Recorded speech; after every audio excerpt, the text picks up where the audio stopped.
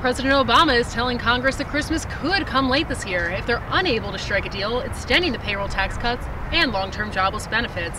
The House is set to vote later this afternoon. On Capitol Hill, I'm Julie Grace Ruffke. 13 Occupy D.C. protesters were arrested after occupying the abandoned Franklin School in D.C.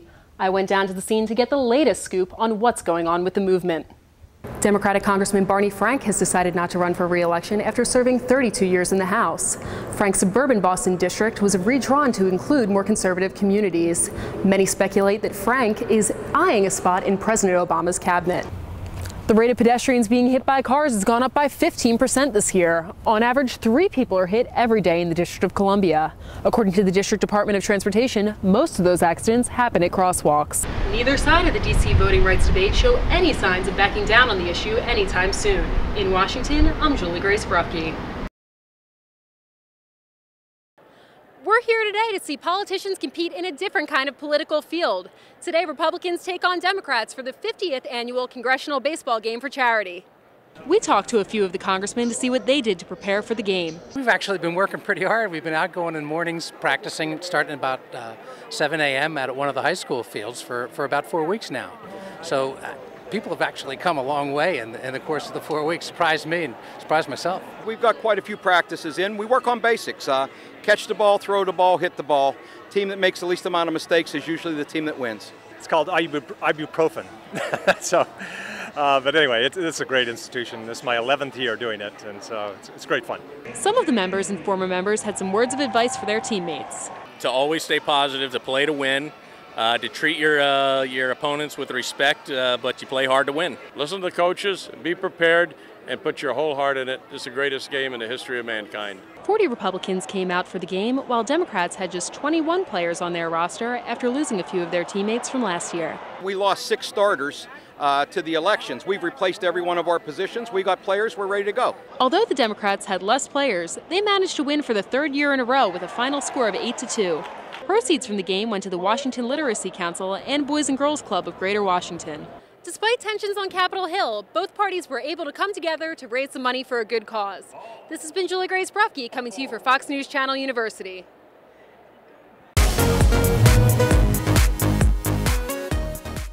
Hello and welcome to Fox News Channel University, coming to you from the office of our nation's youngest Congressman, Aaron Schock. Thank you for joining us, Congressman. Thanks, Julie Grace. Good to be with you.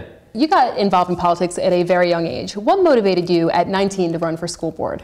Well, I don't come from a politically engaged family myself, actually. Nobody in my family had ever run for office before, and I ultimately ran for the Peoria School Board in Peoria, Illinois at the age of 19, really when I saw a need on my local school board. I was an 18-year-old junior in high school, had received all of my high school credits early, and wanted to graduate early, and the school board would not allow for early graduation. And so when they wouldn't allow for early graduation, I started getting engaged and paying attention, and ultimately went and voted for the first time, and nobody was running against the incumbent school board members. And I left the voting booth that day thinking, gee, we need to get more people involved in government, thinking I would recruit somebody to run, and then discovered that you only had to be 18 and a registered voter to run for the local school board, and ultimately that's what led me to finally run against the school board president. I ended up winning that election against the school board president and getting elected to the school board at 19. When you first arrived on the Hill in 2009, was it hard to command the respect of your older colleagues? What was your first term like? You know, my colleagues have been great. Both Republicans and Democrats have treated me fairly and with a ton of respect. I've found public service is a lot like high school. If you work hard, you do your homework, you study hard, you come to class on time, you ask intelligent questions, you'll come to the top of the class.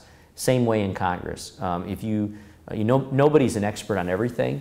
So what's important is that you have some humility and you recognize you don't have all the answers. You surround yourself with good people back home in your district that are experts in those different fields that you can rely on. And that ultimately then you have good judgment and you make the best decisions for the constituents that elected you. Now, the last question I have for you is, what advice do you have for students that would like to go into the field of politics?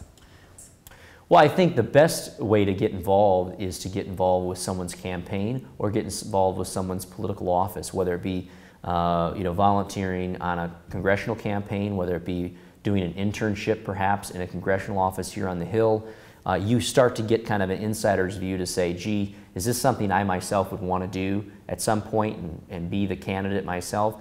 Perhaps I like a more behind-the-scenes approach. I like working for the candidate. Being in the fishbowl, so to speak, is not something that I want to take on. And perhaps somebody will say, you know what, this isn't for me. I'd rather go and do something in the public sector and so on.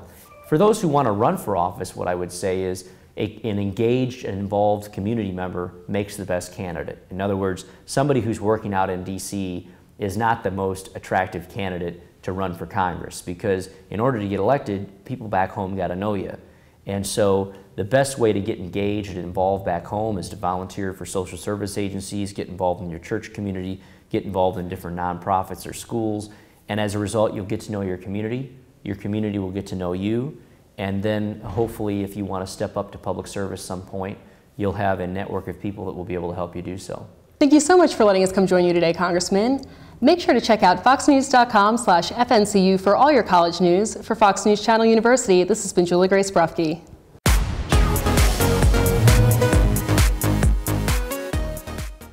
Republican presidential candidates talked about social issues with Iowa voters this weekend.